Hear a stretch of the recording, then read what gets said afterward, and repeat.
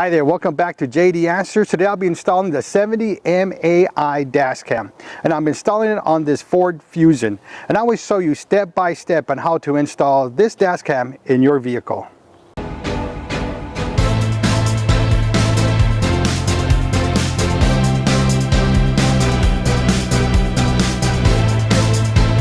One of the first things we had to figure out is, where is the dash cam going to go? Where are we going to install this dash cam? Now, with this dash cam, you really can't do anything with it. And what I mean by that is you can't view anything off this dash cam. It doesn't have a viewfinder, it doesn't have an LCD screen, so you cannot do anything with this. So you really don't need to have it like this dash cam, where you got to see it if you want to see the menu. Now, don't worry about this dash cam. This is for another installation, so just omit this. But right now we're going to install this dash cam.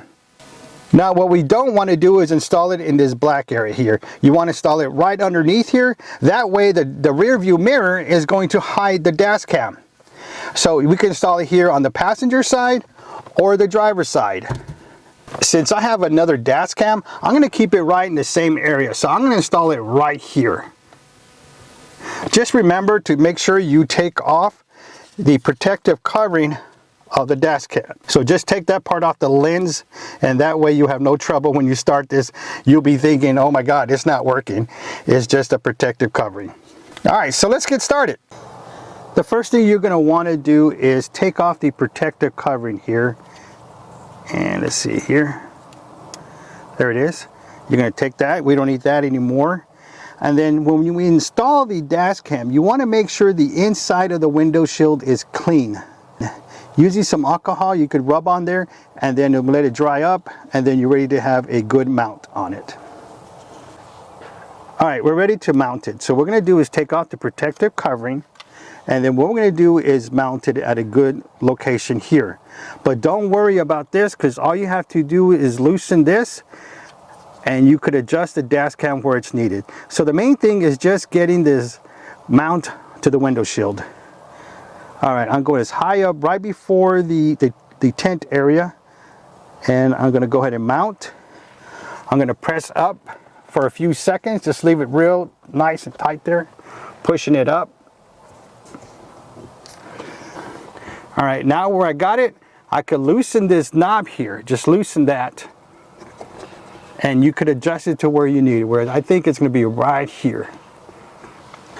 Now, when you get your wires, go ahead and just undo all the wires and make sure there's nothing pulling on the wires, because when you start installing, if you have them together, they're going to pull the wire down. So loosen all your wires first. All right, now that we're ready, the 90-degree part is the one you're going to enter into here. You enter the micro USB cable here. That way you're going straight up.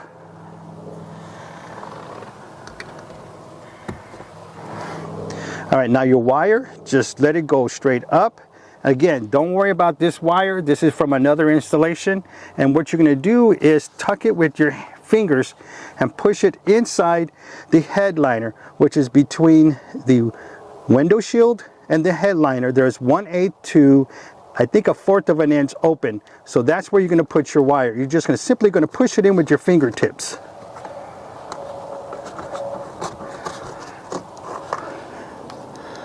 Now, there's one thing I want to show you. Now, sometimes when you're running your wires in there, sometimes it's loose in here where you just simply touch it and the wire keeps coming down. So one of the tricks is you need something to brace this wire. And what you want to use is this A-pillar. Now, if you go to the outside where the door's at, most of these A-pillars, you could just pull them out and they'll snap out, or they'll give you some slack where you could put the wire in there. If you need more room, sometimes there's a weather strip here on the side. All you got to do is grip it and push it down, and it will loosen the A-pillar. But for this car, the Ford Fusion, you can see right here how light it is. So what I'm going to do is I'm just going to get the wire, I'm going to put it on the edge of the A-pillar, and I can work it back with my fingers going up. Now, I did this with no problem, but some cars, it's not going to be that easy. And then that way now, you could go back and insert the wire underneath the headliner. Okay, so now I'm going to work the wire. Now here, it looks like I need more slack. So all you got to do is pull it. All right, now if you pull it and it's tight, don't pull it. Get some slack off the A-pillar and work it back to the left. All right, so I'm gonna pull a little bit more. All right, now I'm ready to go back and install the wire, and the A-pillar is going to hold it down. All right, I'm back at the A-pillar. You can see here I need more slack. So all I'm gonna do is pull it.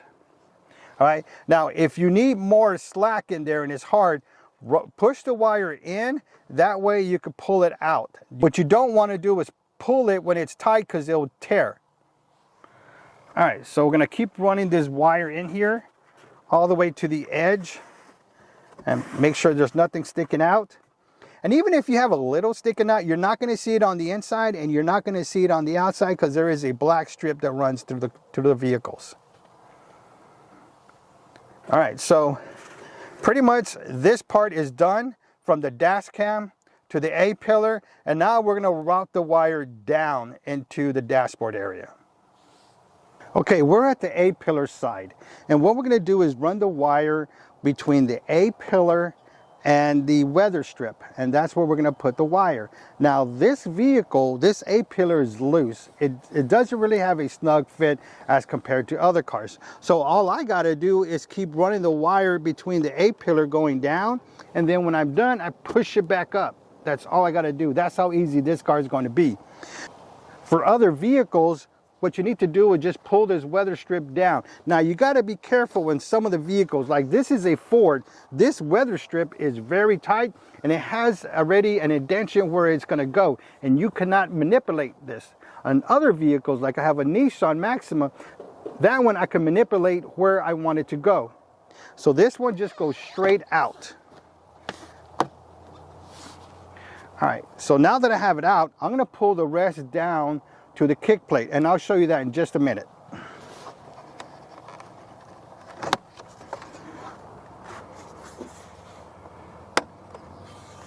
Now what I'm going to do is simply put in the wire behind the A-pillar, and you can see how it fell in there. Now this one is easier. Sometimes you have to hold the wire and pull down the weather strip at the same time as you're going, because the weather strip will hold the wire as you're installing it here. All right, we're at this point where the wire is coming down. Now what we got to do now is to hold this wire in, kind of like what we did on the A-pillar on top. We're going to use the kick plate to hold the wire. Now, let me show you that next. What I'm going to do next is simply just get the wire, push it inside between the dashboard and the kick plate. I'm going to push it in there. So what it's going to do is it's going to hold it. It's going to hold the wire down. So all we got to do next is put the weather strip back. So that weather strip here, and work it all the way back down. And that's all we have to do next.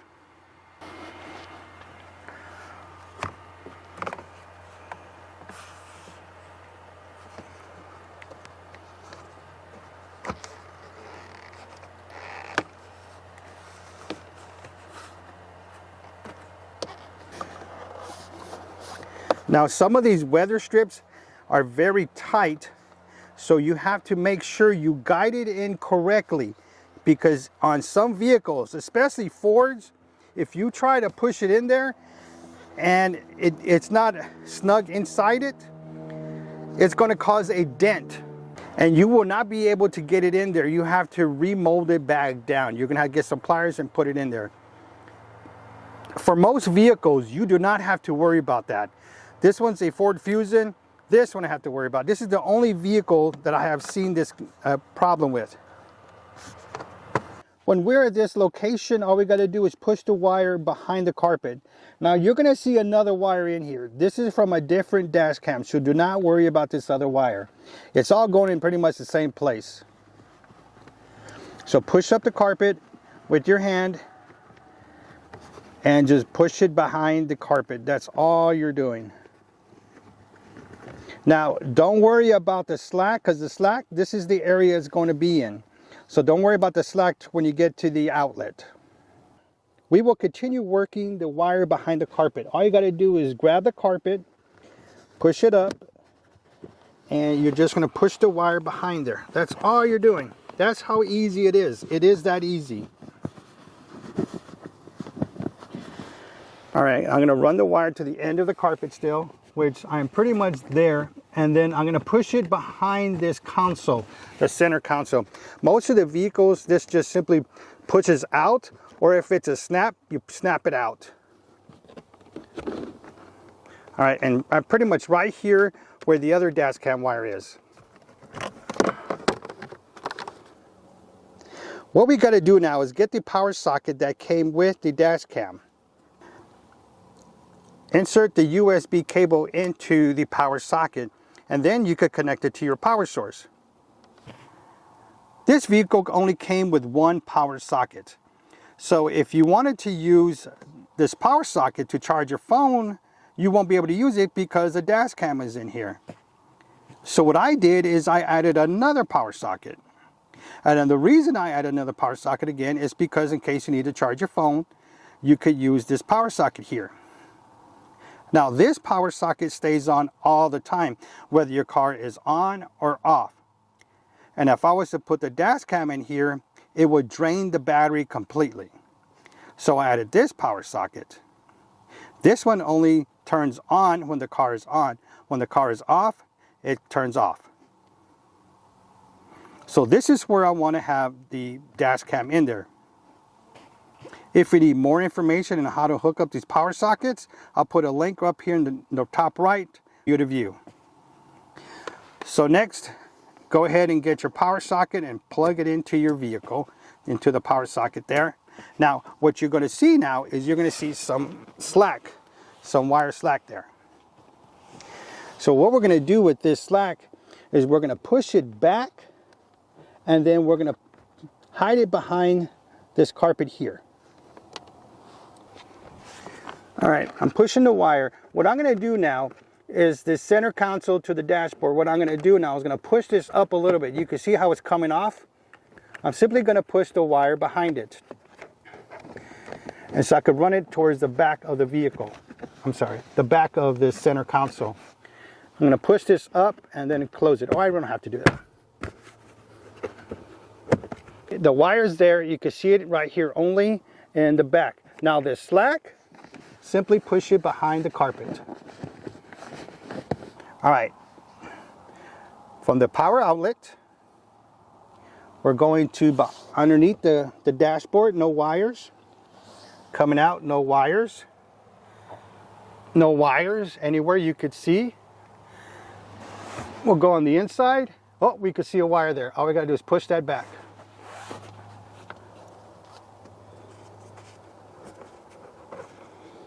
There it is. All done. And back.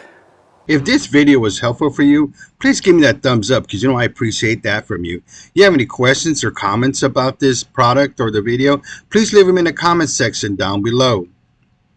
Don't forget to hit that subscribe button and select all notifications for all upcoming videos because we also have the installation video, the review video, and how to set up the menu video as well. If you are interested in purchasing this item, I put the Amazon links for you to purchase in the description down below. Thank you for watching, and don't forget to subscribe.